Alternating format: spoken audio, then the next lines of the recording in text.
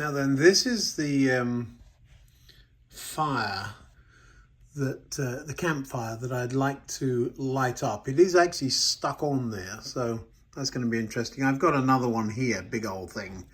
We could drill a hole in that, but let's have a look at this. Yeah, but it gave me a couple of other ideas, thinking about how are you going to do that? Hello again. I've got a day off and I've got a few itty bitty projects I want to knock out today. Let's see what we can get done. Now the first thing, of course, is I want to get those arches underneath the station baseboard. Couple of other little things. Hold on.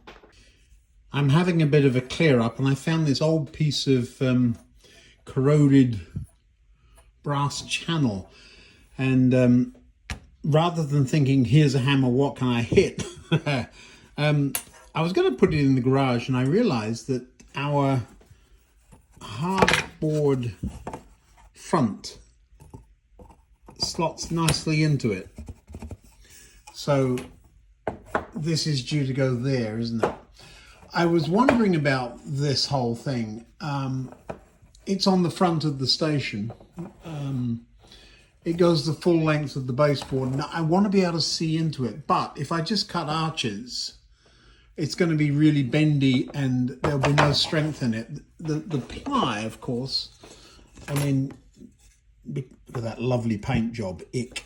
But the ply has got plenty of meat and strength there, so that's going to be just fine.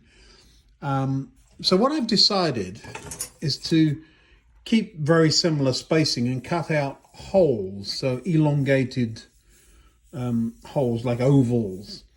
And then when this is in front of the station, it will give us a view through, which will be, I think it'll look all right. If it doesn't, we can take it off. But structurally, it will, you saw how when the two arches are there, you can lean on the front and the whole thing tips up. It will actually stop that because downward pressure, you'd be trying to compress this. So I would just have to cut this in half and put half of it under the baseboard and half of it on this baseboard. I will, of course, find a way of cleaning that mess up. I don't remember what I had this for. It's years old. Of course, it does that if you leave it in damp places. Now, the other thing going on is I've treated myself to a storage unit where I've got all my electronic bits and pieces. They used to be in that one over there, and it just isn't big enough, and I've got tools everywhere. So that's one side. And I was sitting at a rickety table. Now I've got myself a workbench to sit at. Ooh, and I think the light might even work, does it? Oh, that's bright. So I have a nice bright light and somewhere to sit. Now then, this was in my Christmas sock. It is not poly, thankfully. I think I would have to put poly in a glass case and mount it. With this one, I'm going to play with it. I'm going to get that out in a minute. But while I was looking at the bonfire at the campsite, I mentioned getting the fire to flicker.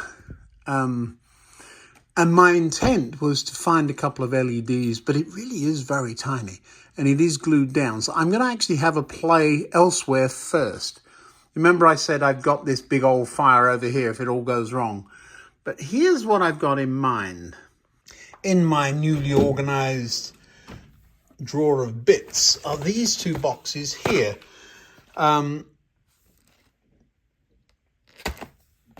This one's interesting. There's a lot of LEDs in these.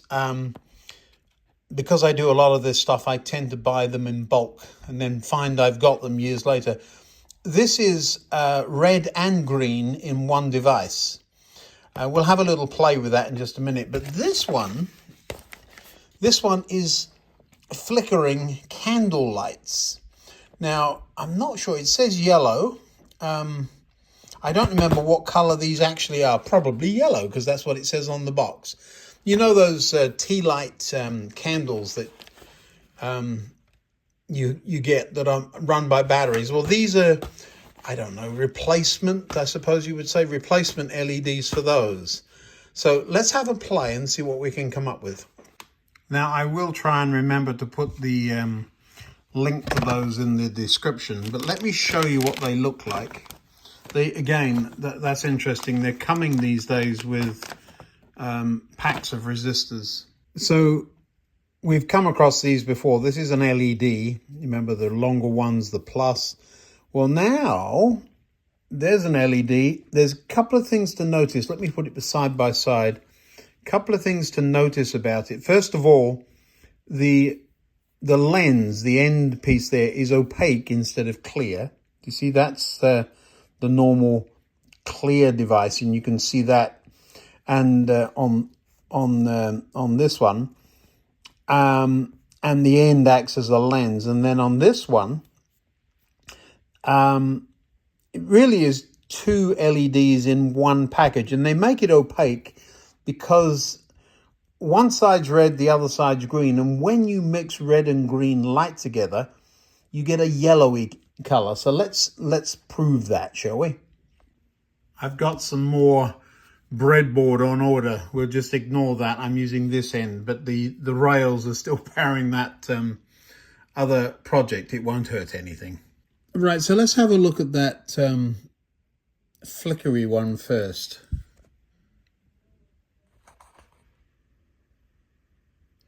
Yeah, it looks a bit like a candle flickering away, doesn't it?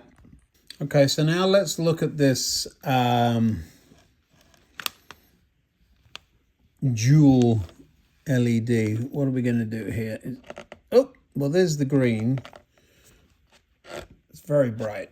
Let me turn some extra light on. It'll dim it down a bit.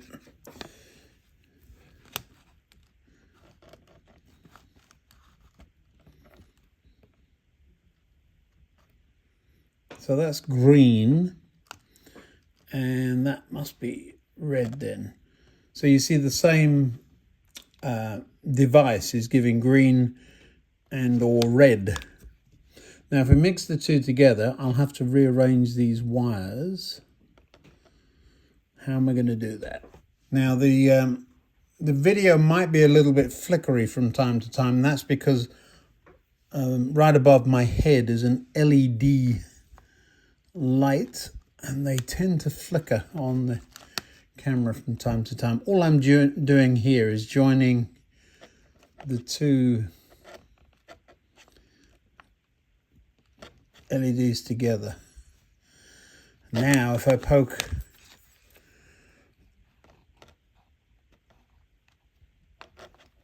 what's going on there? Am I in the right hole? Right, well, I've added a couple of resistors in there just to try and dim down the green one a little bit. Be careful where I poke this. So that's much more yellow. I don't know if you... It still looks very green to me on the camera. But let's poke that in the hole there. There we go. Now, by disconnecting one of these, so green, yellow, and if I pull this one out, it'll go red, I think. Can't get it out, I've got it stuck. There you go, red. I'm going to find a filter so that you can actually see it. Well, there you go. I've got a couple of bits of neutral density filter to try and dim down the light. That's red, that's yellow-ish. And if I take out this resistor, it should go green. There you go. So you got green. I wonder if I can get the camera to look at the side of it. It will be out of focus, but you might be able to see the different colors better this way. Very hard to show that when they're so bright. Let me see here.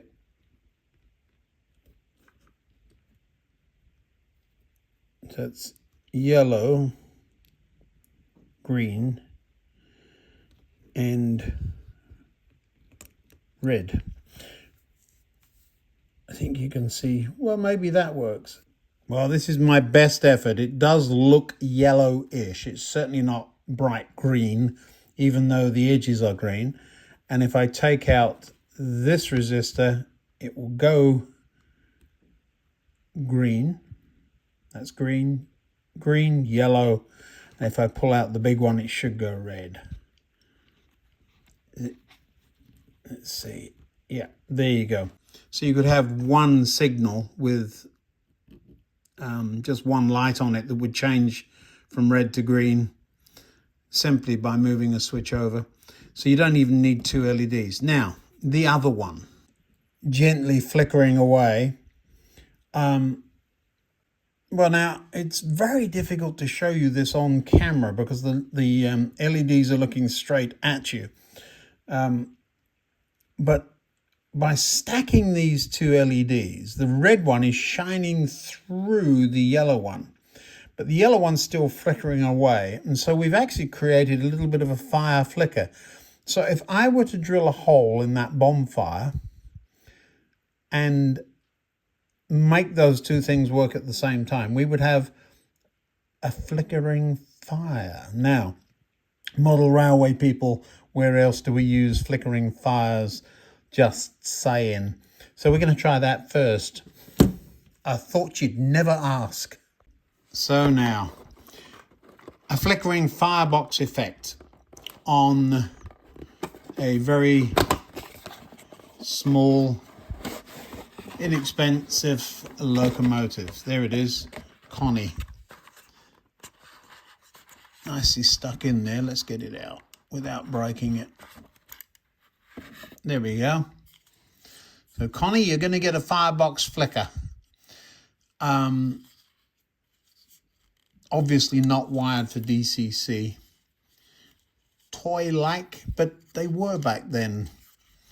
I don't remember how you get these out. I think there might be a screw. I should read the instruction, shouldn't I? I've also got to go walk the dogs, so I will be back. All right, so here's the instructions. One screw under the front. I can find that, I'm sure. All righty, it's going to be that one.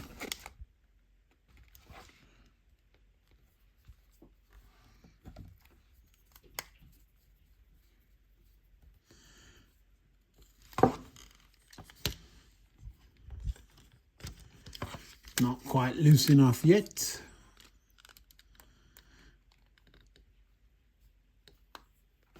There we go.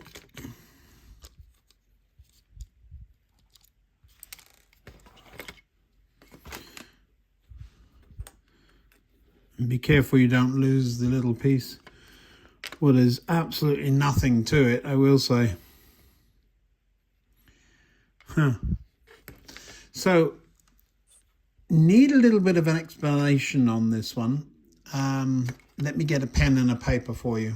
Alrighty, well, LEDs don't take up much space and they don't have to point in exactly the right place either. There's plenty of room in there for a couple of LEDs. Where are we going to connect them? Well, they connect across the motor. See there and there. They've got a suppressor soldered on there already. And these wires then will go off to the pickups. Very simple. No DCC socket, of course. I suppose that's fair enough. If you were going to make this into DCC, you'd be somebody that knew how to solder that in, I would think. Anyway, we'll get to that. So these are the two connections across the motor. We need a resistor, of course, to stop the LED doing silly things, like blowing itself up. There we go, simple as that. Or is it?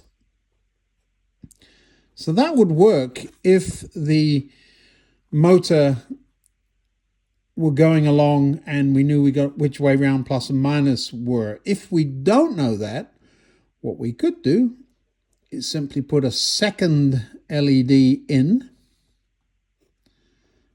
So we've got to put two of these things in, like that.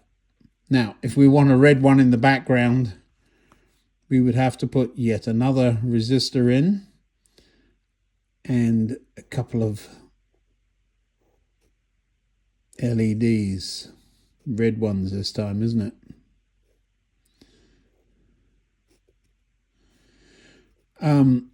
The reason for the two is because we don't know which way around the polarity is. So we now used a total of 4.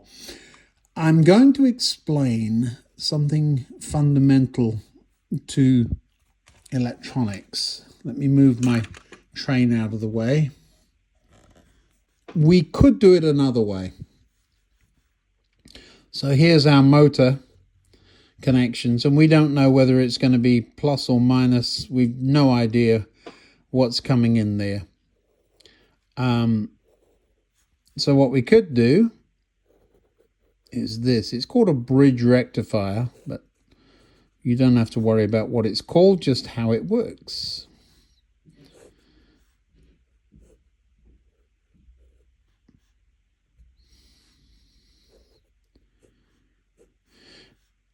And for the purpose of this exercise,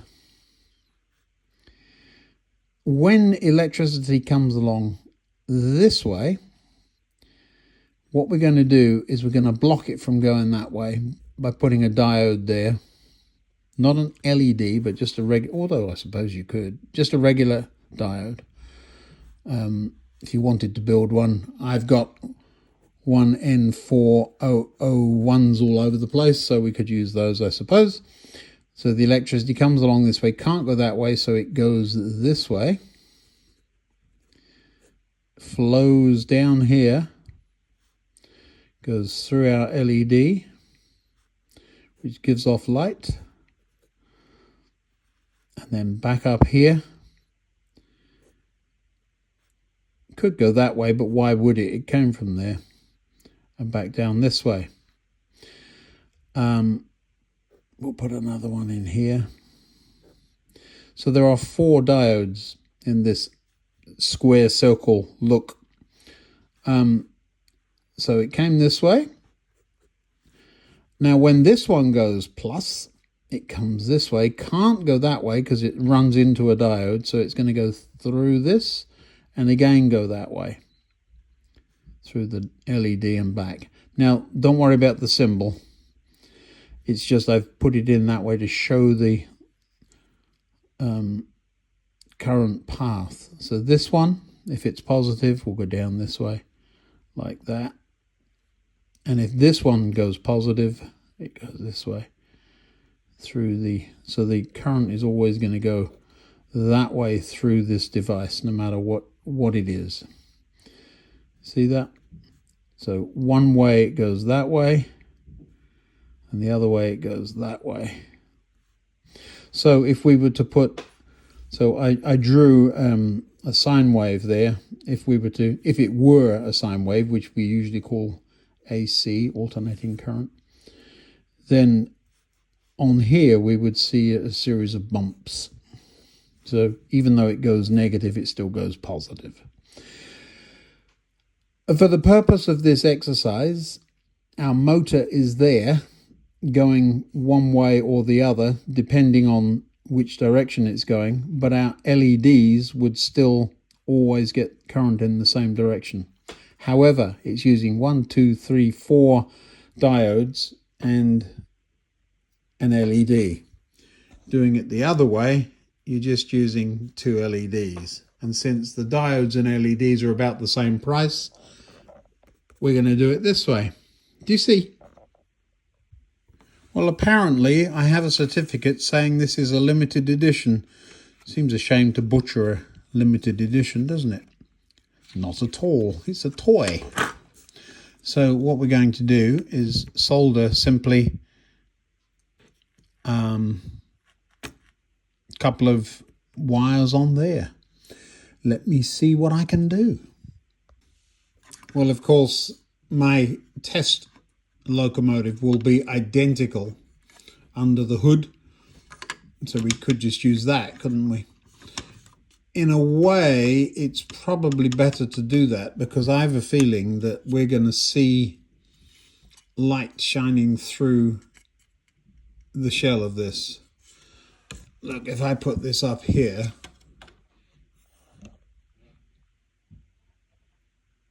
you see that?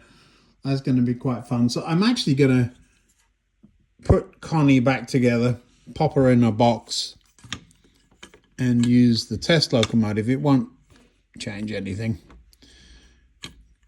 You saved. You live to fight another day. The only visible difference is the choke or suppressor is a little more visible, isn't quite so covered up on the version here. Yeah, it works. Oh, I'm sure I could make a neater job of it, but basically I've got the flickering orange LED with the red one tucked behind it, a couple of resistors inside the heat shrink tubing, and then I'm going to cover the whole thing up and see if it works. Well, I've hooked up one of the pairs of LEDs. That's what it looks like when it's covered up and shielded. I'm trying to show you here. I've shielded it with a bit of heat shrink, and the red one is behind the flickering yellow one. It kind of looks like a fire, doesn't it? I think it does. Well, there you go. This is it's rather large, isn't it? Big fat thing. But I knew I had space, so I didn't really bother too much about keeping the size down. Now, the trick, of course, is does the firebox appear to be coming from somewhere close to where a firebox would be? I've tilted the lights up. They're fairly stiff, so you can bend them around. We'll see. I mean, I could put it in the other way round. They'd come from here. But I think it's going to look okay that way round. Now, 2 more bits of wire to go. I've got to put a piece of wire from there to there and from there to there. So I'll cut those and put them on and we'll see what we've got. Now I'm using a solid wire.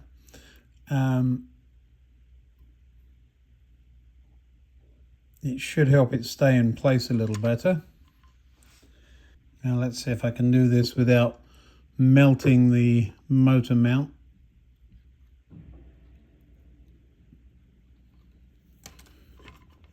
Did I get it? Yep, got that one. Now the other side.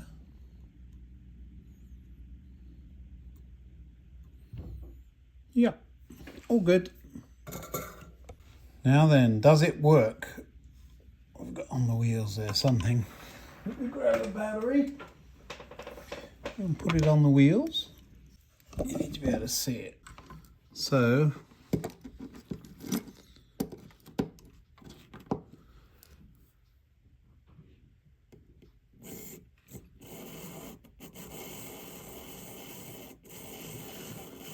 going one way, that side flickers, and if I turn it around, the other one should come on. Yeah, so we'll put the body back on and see what it looks like. Right, let's have a look. We'll pop this on there, see if we've got a flickering firebox effect on a 040 on DC. Yes, we do. Look at that.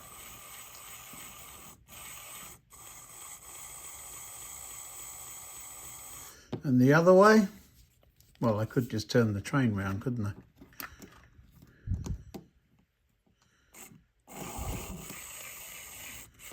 Yeah, not as bright. Let me have a look, see.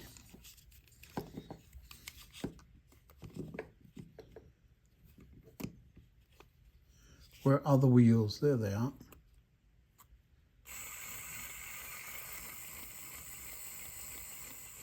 you have a flickering firebox one way, a bit dimmer. I think that's probably the one on the bottom. And then, oh yeah, so going forward, it's got quite a nice little flicker going on in there. Look at this. Yeah, hey, what can I say? Now then, we've got a little 040 test locomotive with a flickering firebox effect. Look at that. Now, if I had taken those same two LEDs and put them under that bonfire, that would have happened as well. We would have had a flickering bonfire.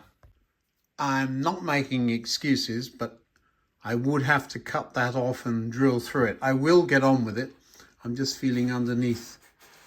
Yeah, we can do that. We will do it eventually. So we know we can do it, but we've got a flickering firebox in an 040 instead. Well, I hope you enjoyed that. So bonfire's going to have to wait. Now, the other end of the room, I did say we were going to do something down here, didn't I? Get this thing put together. Yes, well, I've still got time to do that. I'll do that. Like and subscribe just in case this is the end of the video and I roll it over into another one. If I do, see you tomorrow.